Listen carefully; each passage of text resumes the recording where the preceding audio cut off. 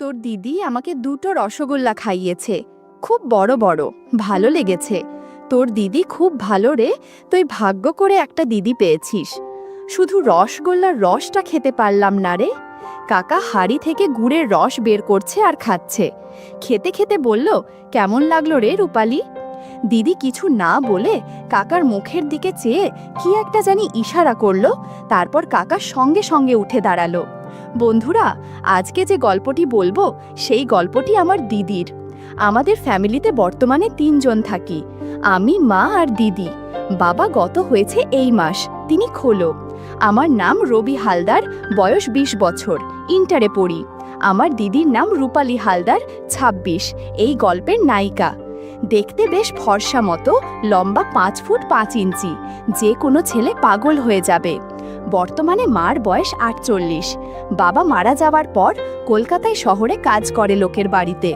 আমরা থাকি অজ গ্রামে। আমরা খুব গরিব। বাবা মারা যাওয়ার পর আমাদের কিছু জমি আছে যেটা দিদি চাষ করে। দিদি মাধ্যমিক পাশ করার পরে স্কুল ছেড়ে দেয়। বর্তমানে দিদির বিয়ের জন্য আমাকে বলে, দিদির বিয়ের একটা ব্যবস্থা কর। আমি মাকে বলি, কিভাবে বিয়ে দেব? বিয়ের জন্য তো অনেক টাকার দরকার। আমি পড়াশোনা ছেড়ে দিচ্ছি তাহলে। বলে তারপরে আমি স্কুল ছেড়ে দিয়ে গ্রামের চাষের কাজে লেগে গেলাম। আমি আর আমার জমিতে চাষ করি এবং লোকের জমিতে কাজ করি, যাতে কিছু টাকা ইনকাম করে দিদির বিয়ের ব্যবস্থা করতে পারি। এইভাবে 1 বছর কাজ করার পর বেশ কিছু টাকা জোগা গেল। মাকে বললাম, মা তুমি ছেলে দেখার ব্যবস্থা কর। দিদিকে বললাম, দিদি তোকে আবার বিয়ে করতে। দিদিও হ্যাঁ বলল। তারপর একদিন একটা ছেলে এলো দেখতে আমাদের বাড়িতে। ছেলে সরাসরি বলে দিল, এই মেয়ে আমার পছন্দ না। আমাদের মনটাও ভেঙে গেল। আবার চেষ্টা শুরু হলো নতুন করে ছেলে দেখা। এভাবে আমাকে দিনটা চলতে থাকবে। দেখতে দেখতে দিদির বয়স 28 হয়ে গেল, আমার বয়স 20 হলো। ইদানিং কেমন হয়ে যাচ্ছে, কথায় কথায় ঝগড়া করে। আমি একদিন জমিতে যখন গ্রামের লোকজনের সাথে যখন কাজ করছে অন্য লোকের জমিতে, তখন শুনতে পেলাম রতন কাকার কথা। ফিস ফিস করে বলছে, একটা মেয়ে পটিয়েছি রে মিলন। মিলন কাকা বলল, কে? আমাদের গ্রামে আছে এমন সুন্দরী? আমাদের গ্রামে তো একটাই আছে, রবির দিদি। রতন কাকা বলল, পরে বলবো, সুযোগ পেলে তোকেও দেব ভাগ। আমি এদের কথাবার্তা পুরোপুরি বুঝতে পেলাম না, তাই নিজের মন দিলাম। তারপর আমি বাড়িতে গিয়ে শুনলাম দিদি আগামীকাল ওর বান্ধবীর ছেলের জন্মদিন, সেখানে যাবে। আমি বললাম, ঠিক আছে তুই যাবি, কিন্তু তাড়াতাড়ি চলে আসবি। তারপর দিদি বলল, ঠিক আছে আমি তাড়াতাড়ি চলে আসব। তারপরের দিন যখন আমি জমিতে কাজে গেলাম, গিয়ে দেখলাম রতন কাকা কাজে আসেনি।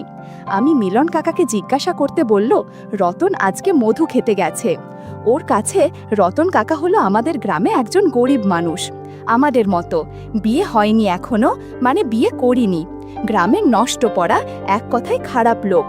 রতন কাকার বয়স বর্তমানে 40। দেখতে সম্পূর্ণ কালো, কিন্তু একটা তেজ আছে, প্রচুর ক্ষমতা। তারপর আমি কাজ করে বাড়িতে এসে দেখি দিদি নিমন্ত্রণ বাড়ি চলে গেছে। রাত 10টা বেজে গেল, এখনো দিদির বাড়িতে এলো না নিমন্ত্রণ বাড়ি থেকে। তাই ভাবলাম একটু এগিয়ে এগিয়ে দেখি। আর গ্রামের দিকে রাত 10টা, মনে অনেক রাত। আমি হাঁটতে হাঁটতে এগিয়ে গেলাম বাজারের মোড়ের দিকে। গ্রামের রাস্তায় একটা মানুষের জন দেখা যাচ্ছে না। এরকম কিছু দূর যাওয়ার পর দেখতে পেলাম 2টো মানুষ দাঁড়িয়ে আছে। কাছে যেতে দেখি দিদি আর রতন কাকা দাঁড়িয়ে। আমি বললাম, এত রাত হলো তোর? দিদি বলল, কোনো গাড়ি পাচ্ছিলাম না, তাই দেরি হয়ে গেল। আর আস্তে আস্তে রতন কাকার সঙ্গে দেখা হয়ে গেলে, তাই রতন কাকা আমি একসঙ্গে আসছি। আমি রতন কাকাকে জিজ্ঞাসা করলাম, কাকা তুমি কোথায় গিয়েছিলে? রতন কাকা বলল, আমি একটু শহরে গেছিলাম। শহর থেকে ফেরার সময় তোর দিদির সাথে দেখা হয়ে গেল, তাই এখনই আসলাম একসাথে। জানিস তো ভাই, রতন কাকা আমাকে আইসক্রিম খাইয়েছে, খুব ভালো আইসক্রিমটা। রতন কাকা, জানিস না রবি, তোর দিদি আইসক্রিম খেতে খুব ভালোবাসে, বলল রতন কাকা। সঙ্গে সঙ্গে দিদি খুব হেসে উঠল। তবে এখন তুমি চলো, অনেক রাত হয়ে গেছে, এবার আস্তে আস্তে বাড়ির দিকে চল। রতন কাকা বলল, জানিস রবি, তোর দিদি আমাকে 2টো রসগোল্লা খাইয়েছে, খুব বড় বড় রে, ভালো লেগেছে। তোর দিদি খুব ভালো রে, তুই ভাগ্য করে একটা দিদি পেয়েছিস। শুধু রসগোল্লার রসটা খেতে পারলাম না রে। আমি বললাম, কেন কাকা? তখন রতন কাকা বলল, ওই তাড়াতাড়ি খেতে গিয়ে পড়ে গেছে। দিদি বলল, তখন চিন্তা করো না কাকা, আমি আবার রসগোল্লা তোমাকে খাওয়াবো, সঙ্গে অনেক কিছু। এই কথা বলে দিদি মুচকে মুচকে হাসছিল। তারপর আমি আর দিদি বাড়িতে চলে এলাম। এসে দিদি শুয়ে পড়ল, আমিও পাশের ঘরে শুয়ে পড়লাম। আমাদের ঘরের পরিচয়টা দিয়ে এবার আমাদের দুটো মাটির ঘর, একটা ঘরে দিদি থাকে, একটা ঘরে আমি থাকি।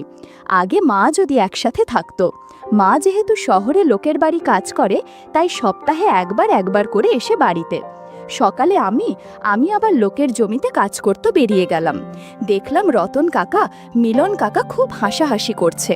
তারপর আমার কাছে এসে বলল, রবি, একটা কথা বলবো? আমি বললাম, বলে। তোর দিদিকে আর জমিতে কাজে পাঠাস না। আমি বললাম, কেন?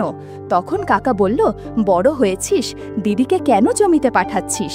আমাকে বলতে পারিস, তোর দিদির কাজগুলো আমি করে দিতে পারি। ঠিক আছে, ভেবে দেখব।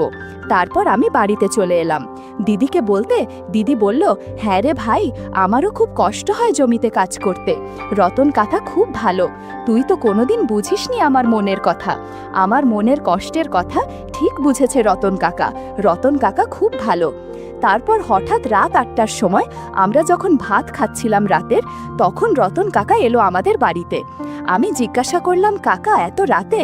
কাকা বলল, আমার ঘরটা ভেঙে গেছে, কোথায় থাকো এই বর্ষার কালে রাতে, তাই ভাবলাম তোদের কাছে ছুটে এলাম। আমি জানি তোরা খুব ভালো, কাকাকে ফেলে দিবি না এই অসহায় কাকাকে। কিন্তু ওর কাকা, আমাদের দুটো ঘর থাকবে কোথায়? কাকা, তুমি ওইসব নিয়ে চিন্তা করতে হবে না। আমি কালকে তোর দিদির ঘরের পাশে একটা ঘর করে নেব। তোর দিদি আর জমিতে কাজ করতে যেতে হবে না, আমি তোদেরকে দেখাশোনা করব। দিদি বলল, তুই কাকা, তুমি আমাদের বাড়িতে থাকবে, এতে খুবই ভালো হবে। আমি বললাম, একটু ভেবে দেখি কাকা। তারপর কাকা চলে গেল। দিদি আমাকে বোঝাতে লাগলো, দেখ ভাই, কাকা যদি আমাদের বাড়িতে থাকে তাহলে আমাদের অনেক সুবিধা হবে। কাকা আমাদের চাষবাসের কাজ করে দেবে, সঙ্গে দুটো পয়সাও পাবো আমরা। আমিও বললাম, ঠিক বলেছিস, তার সঙ্গে কাকার তো কেউ নেই, আমাদের বাড়ি থাকবে। আমার কথা শুনে তিনি বেশ খুশি হলো। তারপর কাকা চলে গেল ওই রাতে।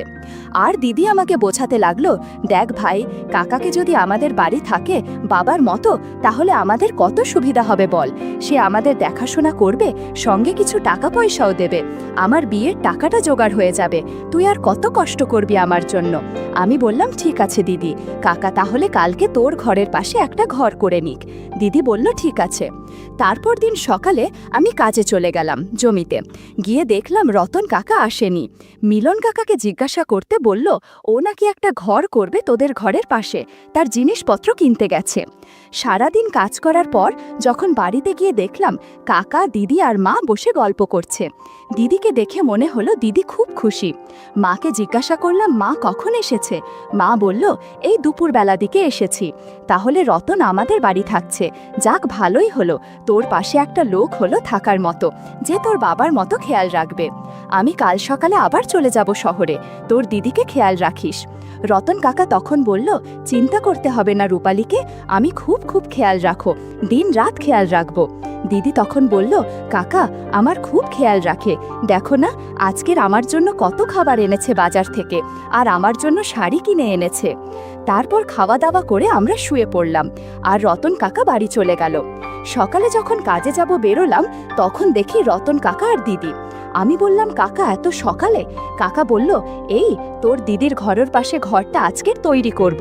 বললাম, ঠিক আছে করো, আমি কাজে চলে গেলাম। তারপর আমি কাজে চলে গেলাম।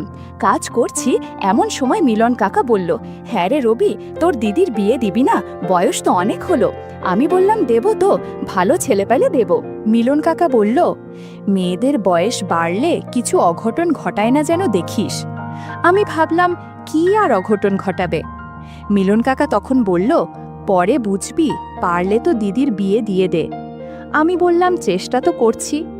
সারাদিন কাজ করার পর যখন বাড়িতে গেলাম, দেখলাম ঘরটা পুরো সম্পন্ন হয়ে গেছে, এবং দিদির ঘরের সঙ্গে কাকার ঘরের একটা দরজা আছে, মানে কাকার ঘরে থেকে দিদির ঘরে যাওয়া যাবে।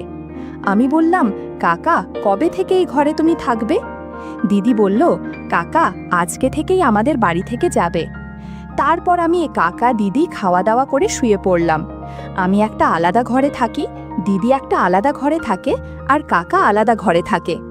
সকালে উঠে দেখি এখনো কাকা উঠল না। দিদি উঠেছে সকালে। কাকা ঘুমাচ্ছে, এখন ডাকতে হবে না, সারাদিন অনেক কাজ করেছে, আজকে কাজে যাবে না মনে হয় কাকা, তুই চলে যা।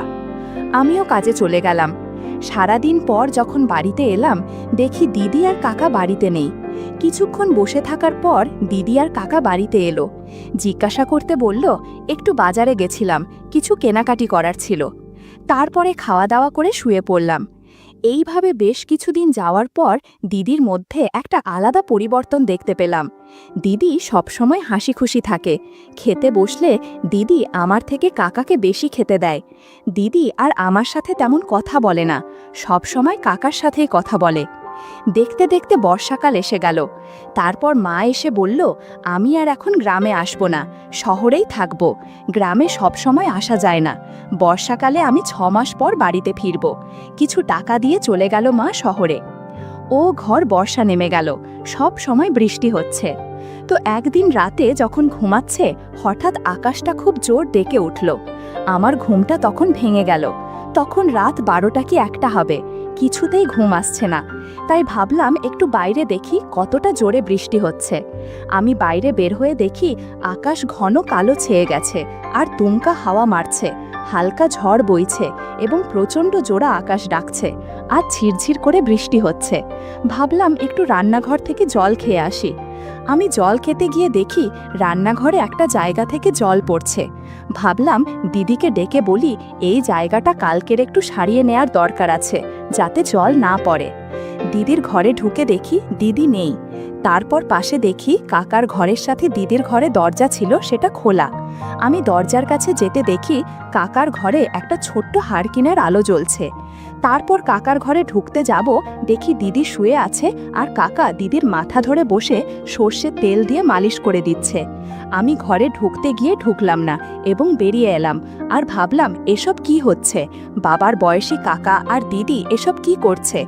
তারপর যেন মাথার মধ্যে ভন ভন করে ঘুরতে রইল। তারপর আমি বেরিয়ে এলাম, কি করব বুঝতে পারলাম না। তারপরে চিন্তা করলাম কি করছো ওরা, আমি সেটা দেখব, কিন্তু কিভাবে দেখব। আস্তে আস্তে আমি রান্না করে গেলাম। রান্নাঘরের বেড়ার ফাঁকা থেকে দেখলাম দিদি মুচকি মুচকি হাসছে আর কি বলছে, আর কাকা রাগ দেখাচ্ছে। তারপর হঠাৎ দিদি বলে উঠল, কাকা তুমি অনেক দক্ষ কারিগর। তারপর কাকা কি একটা বলল, আমি ঠিক শুনতে পেলাম না। তারপর মনে হলো ওরা কি বলছে শুনতে হবে। তারপরে বাইরে এলাম। বাইরে এসে দেখলাম জানালা দেয়া কাকার ঘরে। আমি আস্তে করে জানালাটা চাপ দিতে কিছুটা খুলে গেল এবং কাছ থেকে স্পষ্ট দেখা যাচ্ছে দিদির মুখটা। কাকা মাথায় তেল মালিশ করছে আর বলছে, এভাবে তোর অনেক ভালো লাগবে। দিদি তখন বলল, কাকা তুমি আছো বলেই আমার কোনো চিন্তা নেই, নিচে গুড়ের রস রাখা আছে, একটু খেয়ে দেখো। আমি দেখলাম কাকা হাড়ি থেকে গুড়ের রস বের করছে আর খাচ্ছে। খেতে খেতে বলল, কেমন লাগলো রে রূপালি? দিদি কিছু না বলে কাকার মুখের দিকে চেয়ে কি একটা জানি ইশারা করল। তারপর কাকা সঙ্গে সঙ্গে উঠে দাঁড়ালো। হঠাৎ খুব জোরে বিদ্যুৎ চমকালো। আমি পিছন দিকে তাকিয়ে দেখি খুব জোরে বৃষ্টি এসেছে। ঘরের ভেতরের দৃশ্য আর বাইরের বৃষ্টি দেখে বেশ ভালো লাগলো এবং খুব আনন্দ লাগছে মনে মনে। ওদিকে কাকা দিদিকে বলল, কেমন লাগলো রূপালি? দিদি বলল, খুব ভালো লেগেছে, বৃষ্টির দিনে এরকম হলে তো অনেক ভালো লাগে। তুমি মাঝে মাঝে দুপুরবেলায় চলে আসবে, কাজ থেকে এসে আমাকে মালিশ করে দিবে। এরপর তারা কিছু আলাপ আলোচনা করলো। কাকা উঠে কলঘরের দিকে চলে গেল হাতে গুড়ের রস পরিষ্কার করতে। বন্ধুরা, ইউটিউবের গল্পগুলো শুনে মজা না পেলে আমার ওয়েবসাইটে দেয়া গল্পগুলো শুনতে পারো। সেখানে প্রতিদিন খোলামেলা গল্প আপলোড করা হয়। কমেন্টে ওয়েবসাইটের লিংক দেয়া আছে।